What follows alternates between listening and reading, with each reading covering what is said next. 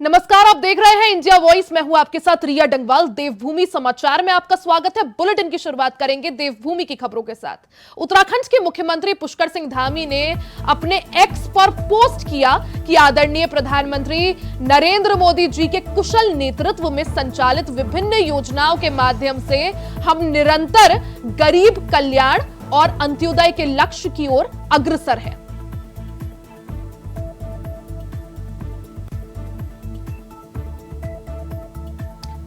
तो सीएम धामी ने social media site x पर पोस्ट किया और लिखा कि प्रधानमंत्री नरेंद्र मोदी के नेतृत्व में कई जन कल्याणकारी योजनाएं चल रही है। लक्ष्य की ओर अग्रसर धामी सरकार है, साथ ही केंद्र सरकार है। वहीं उत्तराखंड कांग्रेस को बड़ा झटका लग सकता है। कांग्रेस के चमोली जिले के बद्रीनाथ से विधायक राजेंद्र भंडारी ने कांग्रेस की सदस्यता से इस्तीफा दे दिया है, साथ ही बीजेपी की सदस्यता ग्रहण कर ली है। दिल्ली में राजेंद्र भंडारी ने पीयूष गोयल, सीएम धामी, अनिल बलूनी और दुष्यंत कुमार गौतम की मौजूदगी में पार्टी की सदस्यता ली। अनिल बलूनी ने राजेंद्र भंडारी का पार्टी में शामिल होने पर स्वागत किया है। साथ ही राजेंद्र भंडारी के बीजेपी में शामिल होने से गढ़वाल लोकसभा सीट पर बीजेपी को फायदा होगा, क्योंकि गढ़वाल लोकसभा सीट पर राजेंद्र भंडारी ही एकमात्र कांग्रेस के विधायक थे। तो बद्रीनाथ से विधायक राजेंद्र भंडारी ने कांग्रेस से इस्तीफा दे दिया है।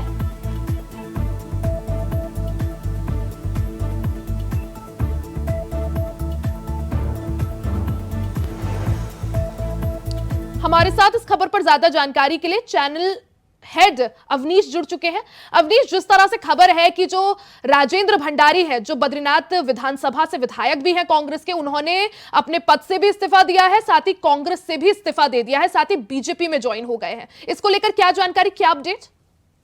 देख लिया, ये कल बड़ा अपडेट आया था और जिस तरह कुछ दिन पहले ही, यानी कि एक दिन पहले ही, परसों की मैं बात करूं तो राजेंद्र भंडारी जो कि पौड़ी से उम्मीदवार हैं गणेश गोदियाल, उनके पक्ष में प्रचार करते नजर आए थे और बड़े जोर शोर के साथ वो कार्यकर्ताओं को कह रहे थे कि हमें बूथ तक मजबूत होना है और पार्टी की जीत निश्चित है। लेकिन एक एक समीकरण बदले और कल वो दिल्ली में जाकर जो प्रवक्ता, मुख्य प्रवक्ता है बीजेपी के अनिल बलूनी और कांग्रेस के जो बीजेपी के जो उत्तराखंड के मुख्यमंत्री हैं, उनके सामने वो बीजेपी में शामिल हो गए। तो एक बड़ा झटका हम कांग्रेस को कह सकते हैं, लेकिन कहीं ना कहीं कांग्रेस के अंदर नाराजगी भी देखने को मिल रही है। आज का जो घटनाक्रम अगर हम बात करें चमोली का है, तो वहां पर जगह जगह राजेंद्र भंडारी के पुतले फूके जा रहे हैं, उनके प्रति नाराजगी है। उनके जो दफ्तर है वहां से उनके बैनरों से फोटो काट दिए गए हैं और सीधे तौर पर कह रहे हैं उन्होंने पार्टी से गद्दारी की है। लेकिन मैं इतना बता दूं, इस तरह उत्तराखंड के अंदर बीजेपी में एक से एक कांग्रेस के बड़े नेता, पूर्व विधायक और विधायक शामिल हो रहे हैं, तो निश्चित तौर पर कांग्रेस को बड़ा झटका है और कांग्रेस के बड़े नेता ये समझ नहीं पा रहे कि आखिरकार ऐसा क्यों हो रहा है। अगर मैं सिलसिलेवार बात करूं रिया, तो अनुकृति कोटाई जो कि कैबिनेट मंत्री हरक सिंह रावत के बेटे के भाई, वो बीजेपी में शामिल हो गई है। लक्ष्मी राणा बीजेपी में शामिल हो गई है। शांति रावत बीजेपी में शामिल हो गई है और उसके साथ साथ जो पुरोला के पूर्व विधायक है मालकर, वो खुद कांग्रेस छोड़ चुके हैं, उन्होंने बीजेपी की सदस्यता ले ली है। विजयपाल सजवान जो कि गंगोत्री से विधायक रहे हैं, वो खुद बीजेपी में शामिल हुए हैं। तो एक के बाद एक जो कांग्रेस को झटका मिल रहा है, वो उसके लिए बड़े परेशानी का सबब है और कहीं ना कहीं बीजेपी का कुनबा इस पर बढ़ता हुआ दिखाई दे रहा है। जी अवनीश, हालांकि चुनावों से पहले ऐसा देखने को मिलता है, दल बदल का जो सिलसिला है वो जारी रहता है, लेकिन यहां पर अगर देखा जाए बड़ी संख्या में जो है कांग्रेस के नेता वो बीजेपी का दामन थाम रहे हैं। ऐसे में इसको क्या इसके संकेत माने जाए? क्या आखिर संदेश देने की कोशिश? कांग्रेस के लिए कितना बड़ा इसको हम बोल सकते हैं कि एक तरह से नुकसान, साथ ही आखिर वजह क्या है कि कांग्रेस के इतनी बड़ी तादाद में जो नेता है वो बीजेपी में शामिल हो रहे हैं? अवनीश, देखिए भैया, अगर हम कांग्रेस की बात करें तो कांग्रेस के जो बड़े नेता हैं वो बीजेपी में शामिल जरूर हो रहे हैं, लेकिन पार्टी के जो समर्पित कार्यकर्ता हैं वो कैमरे के सामने तो कुछ नहीं बोल रहे, लेकिन उनका सीधे सीधे कहना है कि पार्टी के अंदर सम्मान नहीं दिया जा रहा और जो मेहनती कार्यकर्ता हैं, जो दरी बिछाने का काम करते हैं, जिन्होंने अब तक पूरी तरह कांग्रेस को उत्तराखंड में सींचा है, उनको कहीं ना कहीं दरकिनार किया जा रहा है। ये नाराजगी कार्यकर्ताओं के अंदर है। दूसरा, मैं आपको ये बता दूं कि उत्तराखंड की इस समय 5 सीटें जो हैं वो बीजेपी की झोली में है, बीजेपी की, और अब चुनाव है तो कहीं ना कहीं कांग्रेस को ये भी लग रहा है कि पार्टी की स्थिति बहुत ज्यादा अच्छी नहीं है। अभी तक भी वो नैनीताल और हरिद्वार लोकसभा सीट पर अपने कैंडिडेट घोषित नहीं कर पाई। पार्टी में लगातार टूट की स्थिति बनी हुई है, गुटबाजी बहुत ज्यादा है हैं। तो इसलिए मुझे लगता है कांग्रेस के नेताओं को लग रहा है कि फिलहाल कांग्रेस का कोई अस्तित्व नहीं है, नेताओं में एकता दिखाई नहीं दे रही। ऐसे में कैसे में लोकसभा चुनाव जीतेंगे? और बीजेपी लगातार बढ़ती जा रही है, बड़े चेहरे लोकसभा चुनाव में उन्होंने उतारे हैं, तो उनको लग रहा है कि बीजेपी जीतेगी। और यही कारण है कि जो तमाम बड़े नेता हैं वो कांग्रेस छोड़ बीजेपी का रुख यहाँ पर कर रहे हैं। जी अवनीश, साथ ही जिस तरह से कांग्रेस के जो बड़े नेता हैं, लोकसभा चुनाव जब इसको लेकर बात भी सामने आई थी कि आखिर कौन चुनाव लड़ेगा, कौन उम्मीदवार होंगे, उसको लेकर भी जो बड़े नेता थे, चाहे हरीश रावत हो, चाहे करण मेहरा हो, उन्होंने बैकफुट में जो है जगह बना ली थी, आगे आने से कतरा रहे थे। और साथ ही जिस तरह से बीजेपी का कुनबा बढ़ते जा रहा है, क्या इसको ये समझा जा सके कि कांग्रेस में जो मामूली कार्यकर्ता है या जो नेता है वो अपना भविष्य आगे नहीं देख पा रहे हैं और बीजेपी को एक सेफर साइड के तौर पर एक दूसरा ऑप्शन समझ रहे हैं? रिया, आपने बहुत अच्छा सवाल किया कि अपना जो अस्तित्व है, जो वजूद है, वो उनको फिलहाल कांग्रेस में दिखाई नहीं दे रहा। और जिस तरह कांग्रेस की स्थिति बनती जा रही है, उत्तराखंड के अंदर गुटबाजी बहुत ज्यादा है, कार्यकर्ताओं का सम्मान नहीं हो रहा, तो ये कहीं ना कहीं बड़ा कारण है। और यही कारण है कि पार्टी एक के बाद एक जो नेता है वो कांग्रेस को छोड़ रहे हैं। और अगर हम बीजेपी की बात करें तो निश्चित तौर पर बीजेपी की सरकार है, केंद्र में बीजेपी की सरकार है, और बीजेपी के जो बड़े नेता हैं वो भी बेहतर तरीके से काम यहाँ पर करते हुए दिखाई दे रहे हैं। लेकिन सीधे सीधे कांग्रेस को फिलहाल ये लग रहा है, कांग्रेस के बड़े नेताओं को ये लग रहा है, कांग्रेस के स्थापित नेताओं को ये लग रहा है कि उनका वजूद अब कांग्रेस में नहीं है और भविष्य भी फिलहाल उनको कांग्रेस में नजर नहीं आ रहा। इसीलिए एक के बाद एक वो बीजेपी में शामिल हो रहे हैं। सबसे बड़ी सवाल ये है कि जिस तरह हम बद्रीनाथ विधायक की बात करें तो यहाँ उनकी सदस्यता भी अब चली गई है, सिर्फ रिक्त हो गई है, तो निश्चित तौर पर चुनाव लड़ना पड़ेगा। यानी कि सबसे बड़ा सवाल ये है कि बीजेपी कांग्रेस के जो नेता हैं, उनको विधायक हैं, उनको ये भी डर नहीं है कि उनको आगे पब्लिक के बीच चुनाव में जाना है, पब्लिक इसको क्या रिएक्शन देगी, सीधे सीधे मैं ये कहूँ। और दूसरा मैं आपको बता दूं रिया कि अभी भी कुमाऊं के कई बड़े नाम ऐसे हैं, हालांकि अभी कहना बहुत जल्दबाजी होगी, लेकिन बीजेपी ये दावा कर रही है कि आने वाले समय में कई और कांग्रेस के जो विधायक हैं, बड़े नेता हैं, वो कांग्रेस छोड़ेंगे और बीजेपी की सदस्यता लेंगे। जी बिल्कुल अवनीश, जहां एक तरफ बीजेपी का कुनबा बढ़ते जा रहा है, वहीं पार्टी अध्यक्ष महेंद्र भट्ट का दावा है कि हमारे संपर्क में कई और कांग्रेस के नेता हैं। अब देखना होगा आगे क्या घटनाक्रम रहते हैं। बहुत बहुत शुक्रिया आपका तमाम जानकारी साझा करने के लिए। वहीं देहरादून से बड़ी खबर आपको बता दें, विधायक राजेंद्र भंडारी की विधायकी खत्म हो गई है। विधायक का जो त्यागपत्र था वो मंजूर हो गया है। बद्रीनाथ विधानसभा इसी के साथ रिक्त हो चुकी है और विधानसभा ने इसको लेकर अधिसूचना भी जारी कर दी है। तो बड़ी खबर, बड़ी अपडेट, बड़ी जानकारी आपको दे रहे हैं कि विधायक राजेंद्र भंडारी की विधायकी खत्म हो गई है। अभी इससे पहले उन्होंने कांग्रेस की सदस्यता से जो है इस्तीफा दे दिया था, कांग्रेस पार्टी से इस्तीफा दे दिया था, साथ ही अपना पद भी छोड़ दिया था, जिसके साथ बद्रीनाथ विधानसभा जो है वो रिक्त हो गई है और उनका त्यागपत्र भी अब मंजूर हो गया है। साथ ही विधानसभा ने इसको लेकर अधिसूचना भी जारी कर दी है। तो कांग्रेस का एक बड़ा चेहरा, बड़े नाम, बद्रीनाथ विधानसभा से कांग्रेस के विधायक राजेंद्र भंडारी ने अपने पद से इस्तीफा दे दिया है। साथ ही उन्होंने कांग्रेस से भी इस्तीफा दे दिया है, जिसके साथ ही बद्रीनाथ विधानसभा रिक्त हो गई है।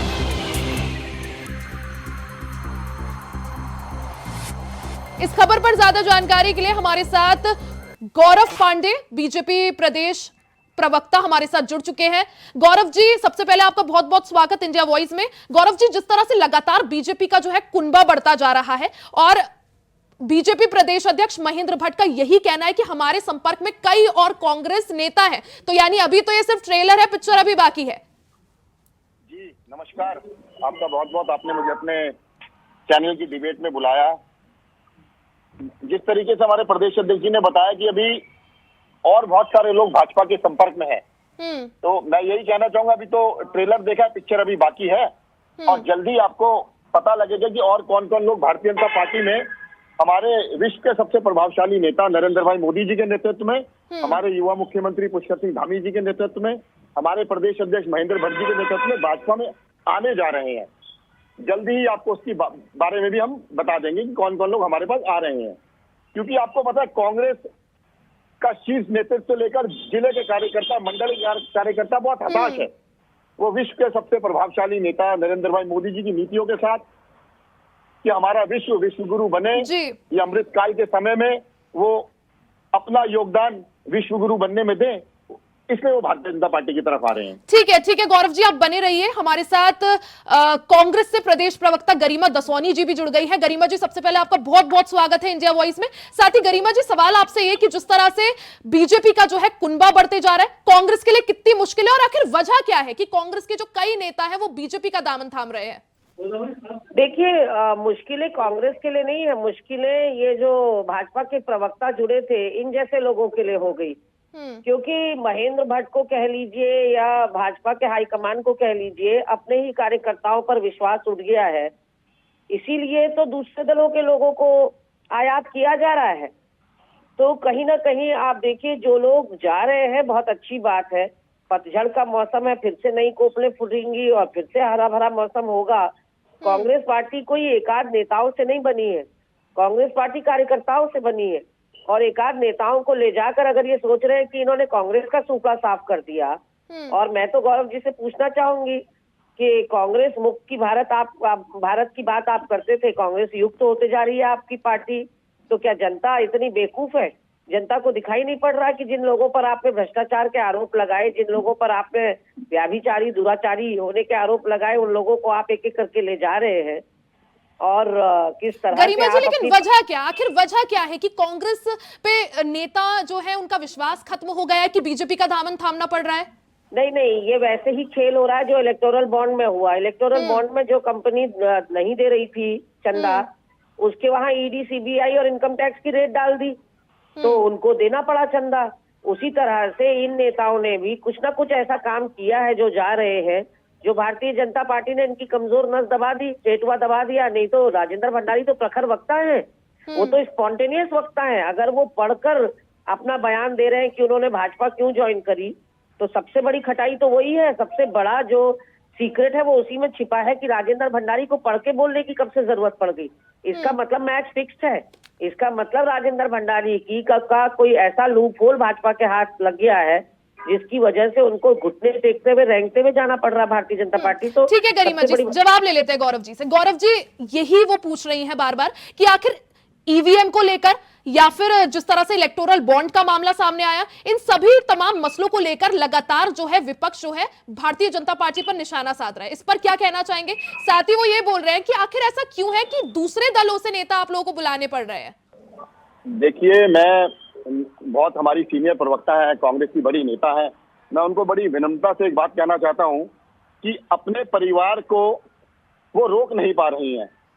पहले कांग्रेस पार्टी आरोप लगाती थी नहीं, लेकिन गौरव जी, अगर भारतीय जनता पार्टी जो लक्ष्य लेकर चल रही है कि 370 के पार अब की बार, तो फिर आखिर उन्हें बाकी दलों के साथ आखिर गठबंधन की जरूरत क्यों पड़ रही है? गौरव जी, देखिए, हमारे राष्ट्रीय अध्यक्ष जगत प्रकाश नड्डा जी ने, हमारे गृह मंत्री अमित भाई शाह जी ने बताया था कि हमारे परिवार के साथ अगर कोई जुड़ना चाहता है, हमारी आइडियोलॉजी की शर्त में जुड़ना चाहता है, सनातन धर्म की रक्षा के लिए जुड़ना चाहता है, विश्व में भारत विश्व गुरु बने उसके लिए जुड़ना चाहता है, तो हमारा दल उसका स्वागत करता है। बस शर्त एक ही है कि हमारी आइडियोलॉजी क्लियर है, हमारा लक्ष्य क्लियर है कि हमने इस देश को विश्व गुरु बनाना है, भारत को सबसे मजबूत अर्थव्यवस्था बनाना है। उसके नाते कोई भी अगर हमारी पार्टी से जुड़ेगा तो हम उसका स्वागत करते हैं, मगर आइडियोलॉजी के साथ कोई खिलवाड़ नहीं होगा। ये हमारी पार्टी का लक्ष्य है और ये हमारा भी लक्ष्य है। ठीक है गरिमा जी, जवाब दीजिए, कांग्रेस के पास क्या विजन है? मुझे हंसी आ रही है इनकी बात पर। इन लोगों का लोकतंत्र और संविधान में कोई विश्वास नहीं है, क्योंकि हमारा बहुदलीय प्रथा है। हमारे वहाँ लोकतंत्र में जितना विपक्ष मजबूत हो उतना ही लोकतंत्र की खूबसूरती होती है। लेकिन ये खुर्द-बुर्द करना चाह रहे विपक्षी दलों को, तोड़फोड़ करना चाह रहे विपक्षी दलों में, इसका मतलब इनका लोकतंत्र पर विश्वास पहली बात तो नहीं है। दूसरा, जो इन्होंने कहा कि आइडियोलॉजी से खिलवाड़ नहीं होगा, आप यकीन मानिए जिन लोगों को ये ले गए वो गणेश गोदियाल, जोत सिंह उनसोला और प्रदीप टुमटा की फोटो लगा रहे हैं। भाजपा तो ज्वाइन कर ली, लेकिन शुभकामनाएं हमारे नेताओं को दे रहे हैं जीत की। तो आइडियोलॉजी के संग खिलवाड़ तो पहले ही कर दिया इन्होंने। अब मिलावटी माल ये ले गए हैं। जो लोग खुद कंफ्यूज है कि उनको किस दल में रहना है, उनकी विचारधारा क्या है, उनकी जनता क्या सुनेगी, क्या जनाधार उनके साथ जुड़ेगा, और अब आतंक जो है या तांडव तो भारतीय जनता पार्टी में होगा। आप देखिएगा, हम भी यही हैं, आप भी यही हैं। इन्होंने कैपेसिटी से ज्यादा अपने दल में भर तो लिए लोग, लेकिन जो इनके कार्यकर्ता आज कश्मसाहट महसूस कर रहे हैं और सफोकेशन महसूस कर रहे हैं, वो हम फील कर सकते हैं। और कांग्रेस में भले ही लोग नेताओं को ये ले जा रहे हैं, कार्यकर्ताओं का एक जबरदस्त जमावड़ा है यहाँ, जो खांटी कांग्रेसी है और जिनकी पूरी आसक्ति राहुल गांधी जी और कांग्रेस की नीतियों में है। तो ऐसे में मुझे लगता है कि अभी आगे आगे तमाशा और देखने को बाकी है। ठीक है गौरव जी, पहली चीज गरिमा जी के सवाल का जवाब दीजिए। दूसरी चीज, जिस तरह से कांग्रेस ने घोषणा करी है, महिलाओं के लिए 5 बड़ी घोषणाएं की हैं, जिसमें महालक्ष्मी योजना भी शामिल है, ऐसे में भारतीय जनता पार्टी के पास क्या है? देखिए ना जी, मैं गरिमा जी की बात बड़े मेहनता से सुन रहा था। वो ये कह रही है कि अब तांडव होगा। गरिमा जी, आपकी पार्टी के सीनियर नेता, अभी तो ये पिक्चर थी, ट्रेलर अभी बाकी है, और कितने लोग हमारे विश्व के सबसे प्रभावशाली नेताजी की नीतियों के साथ मिलकर उत्तराखंड भाजपा में आने वाले हैं। आप अपने कुंडे को बचा नहीं पा रही हैं, अपने परिवार को बचा नहीं पा रही हैं, और आप दूसरी पार्टी में क्या तांडव होगा, क्या होगा, उसके बारे में बात कर रही हैं। और जहां तक रही बात भारतीय जनता पार्टी की नीयत की, जहां तक रही बात भारतीय जनता पार्टी के कामों की, वो सबने देखा है कि पिछली बार भी उत्तराखंड की जनता ने 5 की 5 सीटें जीतकर नरेंद्र भाई मोदी के नेतृत्व में जीती। और इस बार भी मैं आपसे वादा करता हूं, ये 5 की 5 सीटें भारतीय जनता पार्टी जीतेगी नहीं, बल्कि इतने मार्जिन से जीतेगी, आप कल्पना नहीं कर सकती हैं। और आपको अपने बूथ में बैठने के लिए कार्यकर्ता भी नहीं मिलेगा। ये मेरा जैसा छोटा कार्यकर्ता देख रहा है घूम के गांव में जाके। मैं भी अल्मोड़ा में हूँ, हमारे यहाँ से जो सांसद लड़ रहे हैं अजय टमटा जी, उनके साथ जिस तरीके से जनसमूह चल रहा है, मुझे लगता है कि वहां तो उनको बूथ में लोग भी नहीं मिलेंगे। गरिमा जी, जिस तरह से जी, जब बात पूरी करिए गौरव जी। मैं बिल्कुल आपको सच बता रहा हूँ। मैं कल पूरा दिन अल्मोड़ा में था, जागेश्वर रहा, फिर अल्मोड़ा रहा। जिस तरीके से जनसमूह वहां निकला है, जिस तरीके से कांग्रेस के जमीन का कार्यकर्ता भगदड़ मची हुई है। आप अपने कुंडे को संभाल नहीं पा रहे, अपने परिवार को संभाल नहीं पा रहे, आप बात कर रहे हैं, आप अपना कुंडा संभालिए ना जी। ठीक है गौरव जी, जवाब ले लेते हैं गरिमा जी से। गरिमा जी, ठीक है गौरव जी, ठीक है गौरव जी, गरिमा जी जवाब दे देंगी। गरिमा जी, जिस तरह से भारतीय जनता पार्टी लगातार यही आरोप लगा रही है कि आपके जो नेता हैं, आप लोग अपने नेताओं पर नियंत्रण नहीं कर पा रहे हैं, और साथ ही गरिमा जी, जिस तरह से महेंद्र भट्ट का बयान सामने आया है कि अभी तो कई नेता जो है हमारे संपर्क में है। मेरी बात सुनो, महेंद्र भट्ट का क्या होगा? जिस महेंद्र भट्ट को पानी पी पी के राजेंद्र भंडारी कोस रहे थे, अब इसका मतलब महेंद्र भट्ट की राजनीति हाशिए पे है ना। राजेंद्र भंडारी उसी बद्रीनाथ विधानसभा से जीत कर आए थे। इनको छठी का दूध याद दिलाया था महेंद्र भट्ट को राजेंद्र भंडारी ने। आज वो राजेंद्र भंडारी महेंद्र भट्ट की गोद में जब जाकर बैठ गए हैं, तो राजेंद्र भंडारी के लिए तो ऑक्सीजन तक नहीं छोड़ी राजेंद्र भंडारी ने महेंद्र भट्ट के लिए। मैं ये पूछना चाहती हूँ गौरव जी से, आपने कहा 5 लोकसभा सीट उत्तराखंड की जनता ने इनको दी, आपने क्या हश्र किया उस जनता का? क्यों आपको सीट बदलने पर मजबूर करना पड़ा, कैंडिडेट बदलने पर मजबूर होना पड़ा? क्यों तीरथ रावत को और निशंक को आपको दूध में से मक्खी की तरह निकालना पड़ा? क्योंकि आप मानते हैं कि वो एक सफल सांसद नहीं साबित हुए। और क्यों जिस मुख्यमंत्री को आपने फेल मुख्यमंत्री करार दे दिया, त्रिवेंद्र सिंह रावत को, उसको आज आपने सांसद के लिए मैदान में उतार दिया। यानी कि आप तो फेल कर दोगे मुख्यमंत्री के रूप में और जनता उनको पास कर दे सांसद के रूप में। ये दोहरा चरित्र नहीं चलेगा। उत्तराखंड की जनता जानती है कि 4 साल के कार्यकाल के बाद आपने त्रिवेंद्र रावत की राजनीति का क्या हश्र करा, अपमानित करके उनको बाहर का दरवाजा दिखा दिया।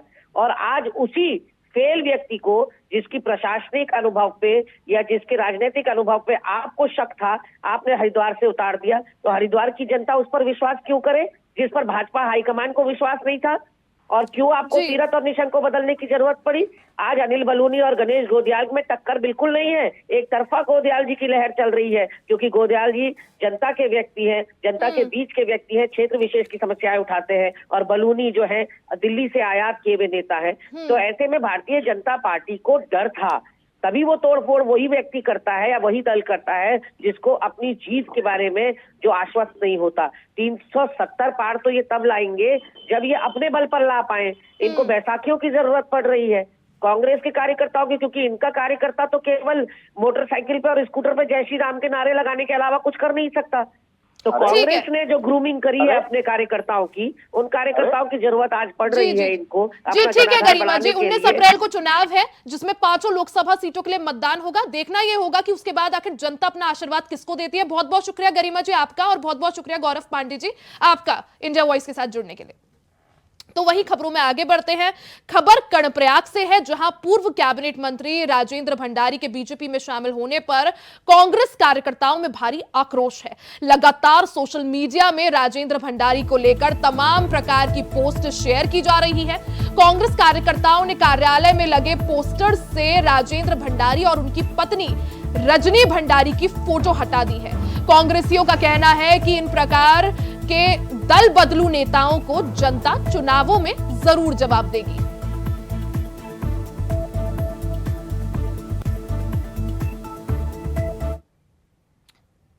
वहीं देहरादून से बड़ी खबर आपको बता दें, मुख्य निर्वाचन अधिकारी ने समीक्षा बैठक की। डीएम और पुलिस अधिकारियों के साथ ये समीक्षा बैठक की गई। तो देहरादून से बड़ी खबर आपको बता रहे हैं, चुनावों की तारीखों का ऐलान हो गया है। 19 अप्रैल को उत्तराखंड की 5 लोकसभा सीटों पर मतदान होना है। इसको देखते हुए मुख्य निर्वाचन अधिकारी ने समीक्षा बैठक की है। डीएम और पुलिस अधीक्षकों के साथ मुख्य निर्वाचन अधिकारी उत्तराखंड ने समीक्षा बैठक की। इस दौरान मतदान कराने को लेकर आवश्यक दिशा निर्देश दिए गए। साथ ही 7 करोड़ रुपए और अवैध शराब भी सीज की गई है। कई इलाकों में ड्रोन कैमरों से मॉनिटरिंग की जा रही है। साथ ही नेशनल और इंटरनेशनल सीमाओं में सिक्योरिटी जो है वो बढ़ा दी गई है। तो लोकसभा चुनाव की तारीख बेहद नजदीक है। इसको देखते हुए लगातार बैठकों का जो दौर है वो जारी है।